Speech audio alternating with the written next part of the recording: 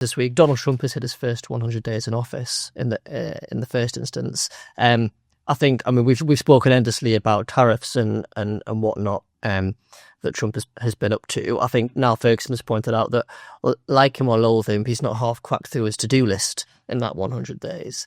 But there's an interesting question here that there's a good Substack on by Substack No Opinion, where he basically lays out a bit of an apology to libertarians. He says, "Look, he doesn't consider himself a libertarian necessarily, but has maybe been overcritical, and that is laid bare by the changes that Trump has made on the economy in particular. Who are the people out there slamming their fist on the table for free trade? It's people like Rand Paul, who is a Republican but not a Trump touting Republican.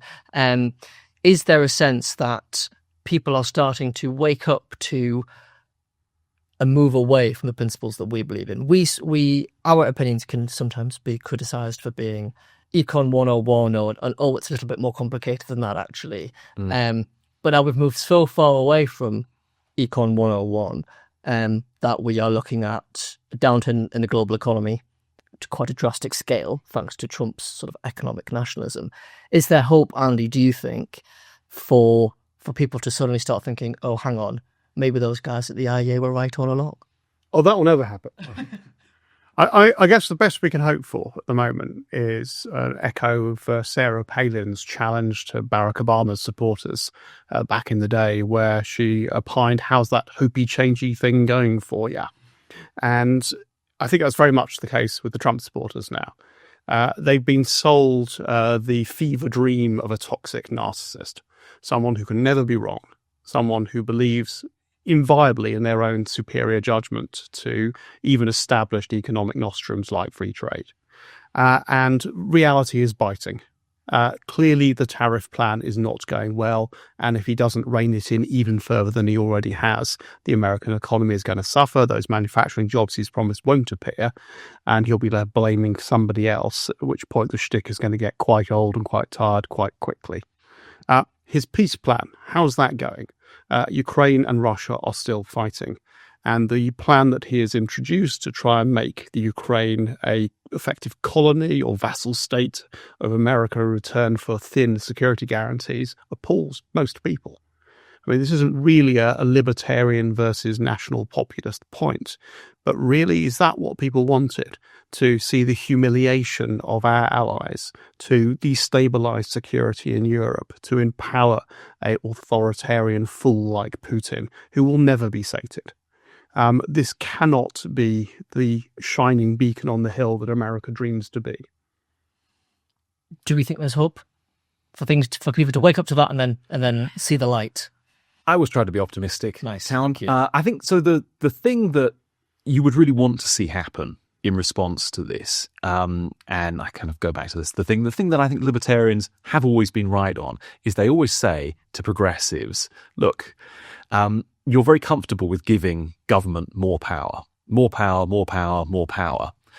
What if someone who holds views completely antithetical to your own comes in and uses that power to their own ends or to advance their own ambitions? Wouldn't you then say, you know what, libertarians, you were right. Maybe the power of government should be limited very strictly. Maybe there should be things that government just isn't allowed to do.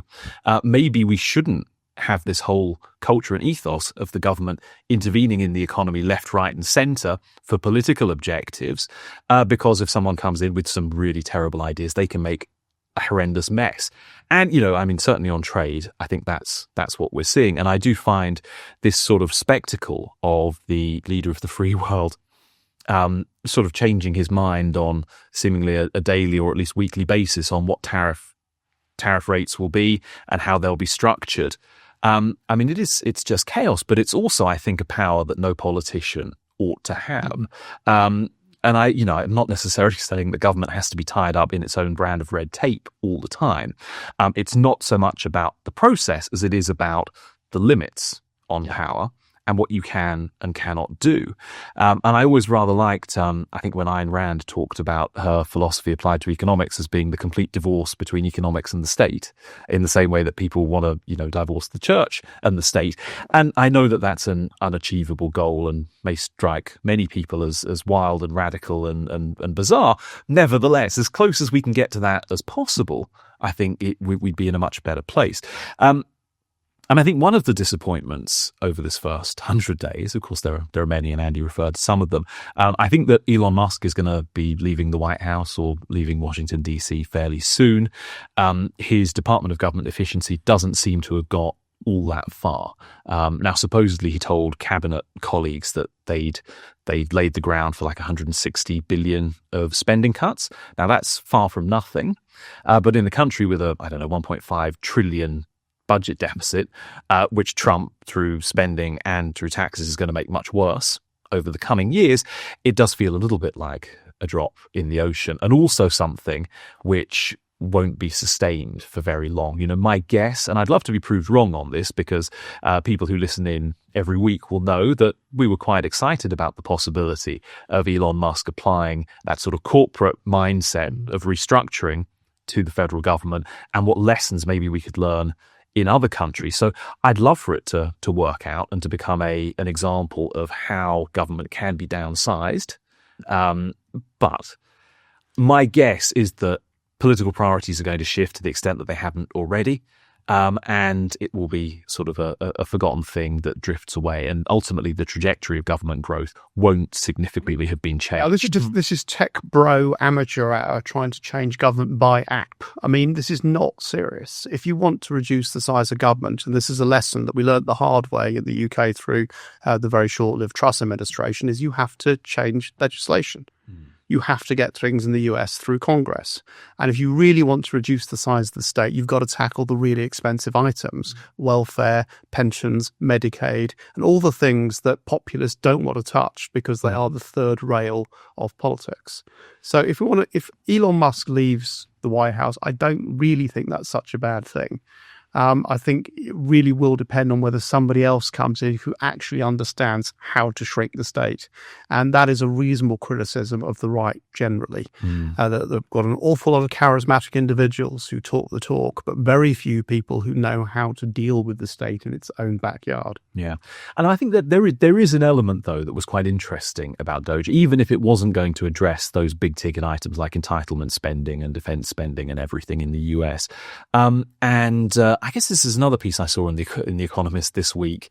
They have someone by invitation who was at the Heritage Foundation writing his take on Trump's first 100 days. As you can imagine, it's rather more positive than what we've just been saying. But, he was talking about the three branches of government in the US, the executive, the judiciary, and the legislature.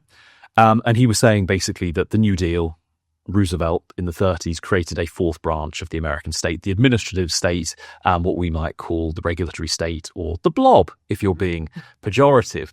And deep down, buried somewhere in the Trump Make America Great Again project, is this idea that fourth branch of government does no good, in fact, does a lot of harm and ought to be dismantled. And I don't think you have to believe that wholeheartedly to think that there is something there. We've seen across the world, people are more and more frustrated with the non-elected bits of government. A lot of what we talk about on this podcast, and indeed in the IEA's research work, is the baleful effects of regulation and discretionary bureaucratic power. And so I guess what I really hoped for from Elon Musk and that DOGE project was a serious, and stress serious, assault on that part of the state, and maybe an example of how other countries could go about similarly, if not abolishing, at least minimising that bureaucracy. I think that's right. I think both things are right. Both points are right. I've written this week in Conservative Home about DOGE versus Afuera, which is what Malay is doing in Argentina, lifting from the Cato Institute, where somebody pointed out that the difference between the two is that in Argentina, Malay's team have a mission to, rather than improve government efficiency in the way that Musk does, which is good, but the Malay's team's mission is to improve individual freedom, and that is not just about tackling inefficiencies or tackling the regulatory state. But that is, I mean, they're lopping off government departments. And then ultimately, you just need government to do less. Yes. There are limits as to how much you can reduce spending unless government just stops doing some stuff. Yeah. And that's ultimately where we need to get to. Now, I do think if you got rid of a lot of the regulatory bureaucracy, almost by default, the government would be doing less, and that would be helpful, and you might get more growth as well. You've got to get rid of the regulations as well. You do, yeah. I mean, as a case in point, we talked amongst ourselves earlier this week about which UK agencies might disappear in a error-like situation. And you could, for example, imagine that the Information Commissioner's Office would not be needed in this bright, happy future, but you've got to get rid of GDPR first. Yeah. And if you want to have any sort of data protection regulation at all, it's got to be minimal. And we're nowhere near that. Yeah, that's right. And without that, you're left cutting away days, civil servant away days and other things, which is good. Like, we want to see less of that sort of thing, but... Pay for your own tea bags, that kind of stuff, right? Yeah. I mean, to hark back to that conversation, actually, and not to go on too much of a diversion, but I think the number one quango or whatever that was in my line of sight there was Ofcom, which I think it's quite funny to reflect that Ofcom was introduced post-privatisation to try and create a more competitive telecoms market. I think it was thought, someone told me this, that it would never need more than 50 employees, that in fact it would wither away over time as the market became more competitive. It was no longer needed, and at some point it should be sunset altogether. Now, I don't think many people could argue that we don't have a competitive telecommunications market in the UK now. There is still an issue with BT and Openreach, I think, which might need a little bit of competition regulation applied to it. But for the most part, you have a very dynamic private sector economy, lots of competition, and consumers are almost always much better protected by businesses competing with one another for their custom than they are by government regulating from the top down. But what you've seen with Ofcom is this kind of perpetual reach, like they want to take on more stuff, more responsibilities, and so now they're sort of styling themselves as the internet regulator. And as Andy says, you could get rid of Ofcom. I'd rather like to get rid of Ofcom, but if you don't get rid of the legislation and the regulation underneath it, okay, maybe stuff just wouldn't be enforced, but are you really in a better position? No, you do need to fundamentally change the scope of government and the things it's trying to do and the regulations, the degree of control it is trying to impose on the market. Potential ray of hope on that, though, is, as pointed out by our old colleague Eamon Ives this week, the football regulator, which is being built, again, contrary to what the government is saying about cutting the quangos, they are legislating to institute a new football regulator, but they are building into that legislation effectively a sunset clause. They're giving future Secretary of State a point at which they can review and recommend to abolish the regulator. So more of that. I mean, certainly more of that. And in a way, I'd like it to go even further. I'd like to reverse the burden of proof in a way. And make it so that these things just automatically shut down unless they are actively renewed. And I think we could do that retrospectively as well. Perhaps you'd want to do it on a sort of staggered timeline and just line everybody up, and we'll assess one thing a year or maybe more than one thing a year and decide, are these actually valuable? Now, of course, the problem is you run into public choice theory, and these are not just institutions of government, but they are interest groups, and they support often a whole industry of lobbying and everything else. So in a sense, that's better than nothing, what Eamon has written about there, but it's also slightly naive on the government's part to think. And it seems pretty clear to me, right, that they've come in and they've been lumbered with this stupid Tory idea, which they wouldn't have come up with themselves, probably. I mean, they might have done, but I don't think it would have been a priority this early in government for them. But they're thinking, well, we have to go through with it now. It's already in train, but maybe we can just make it easier to get rid of it in a few years. Well, was it Reagan? Who was it? Or was it Milton Friedman? Nothing so permanent as a temporary government institution. And there's a lot of truth in that. If they don't like the idea, and I don't think they do, scrap it now. Yeah. It was Friedman, that may have been Friedman or Reagan, but Friedman definitely said government projects that fail get given more resource. Right. So you can see if in a few years when the Secretary of State's deciding whether to abolish it because it's not gone too well, we'll actually say, well, what we need to do is double down and more. Let's talk about successful, dynamic, competitive industries. Is there anything we do better in England than football? Basically, no. The case for regulation here is non-existent. Yeah, quite. And then just before we wrap up, yesterday was local elections day here in the UK, and today the results are starting to trickle through. The first one of significance is that Reform have won their by-election against the Labour Party, well, against everybody, but it was the Labour Party's previously held seat by 6 votes. This is our own version, I think, of the question about the move to collectivism or the move away from the principles that we might argue for, especially in economics. Reform so far have displayed themselves to be a rather collectivist party, especially with their pledge to nationalise steel and other things. To me, this looks like a further reflex from the incumbents.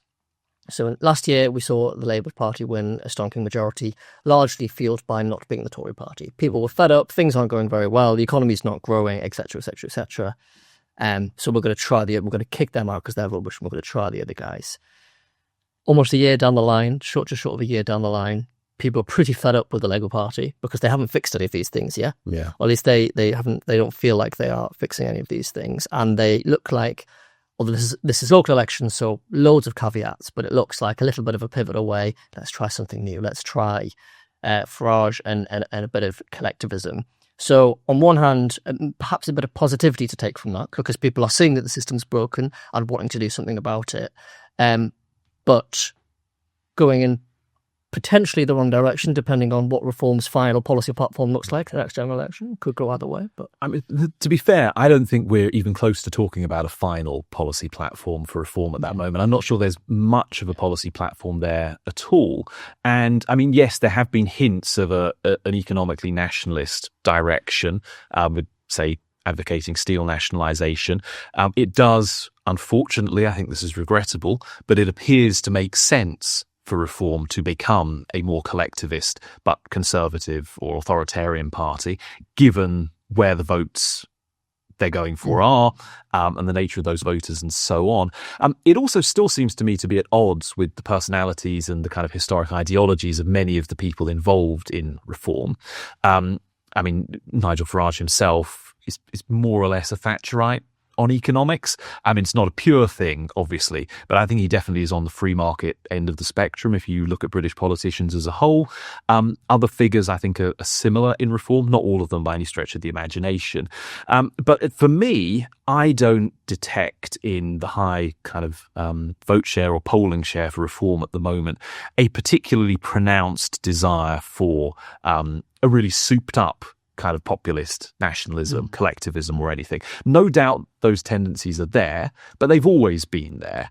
And I know our colleague Steve Davies talks a lot about the realignment and focusing more on cultural issues and questions of national identity than on economics.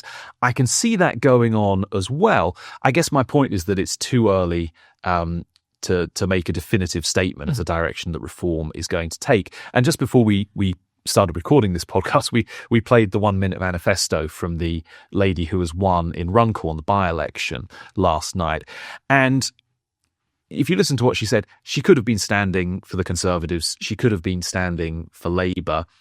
It was sort of maybe less so for Labour, but it was like law and order and deal with litter and antisocial behaviour, and we don't like the incinerator down the road. So pretty bread and butter local stuff. I don't see in that a big shift in an unfortunate direction. What I think is going to be really interesting, though, you look at the direction of the opinion polls, the results in by-election, local government elections. In a year, we're going to have Welsh Assembly elections. And I think there's a very strong chance that Reform could end up governing Wales, or at least leading the Welsh Assembly. Now, at that point, you can't simply be a protest party anymore. You have to have a platform of policies because you have to govern, however limited, that government might be and what they can achieve. Now, then I think we'll have a bit of proof in the pudding and we'll see what direction Reform is going to go. And that will have implications for the next election here.